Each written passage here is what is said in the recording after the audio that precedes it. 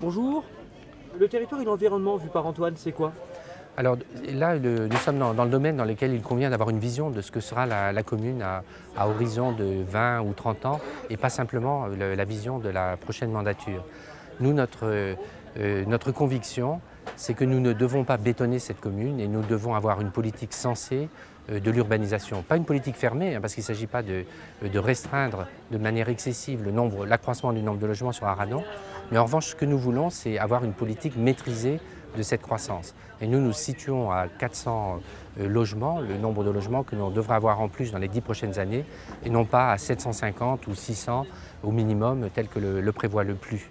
Donc, et cette politique, non seulement elle est justifiée sur le plan de la vitalité de la commune, puisque le nombre de logements qu'on envisage correspond à celui qu'on a eu dans toutes les dernières années, mais en plus c'est la manière intelligente d'adapter nos infrastructures, notamment en termes de sécurité, et puis notamment en termes de voirie par exemple, puisque si on excède ce développement, on se mettra dans une impasse. On sait déjà que les stations d'épuration, par exemple, sont pratiquement à saturation. Il faut laisser le temps de nous adapter pour envisager un bon développement. En ce qui concerne l'environnement, c'est aussi quelque chose qui est très important à mes yeux. C'est pour ça que c'est une fonction qui me sera directement rattachée, d'ailleurs dans l'organisation de l'équipe municipale, si nous sommes élus dimanche. Nous aurons une politique qui sera d'abord centrée sur les problématiques de l'eau, parce que ça nous paraît être les problèmes les plus importants.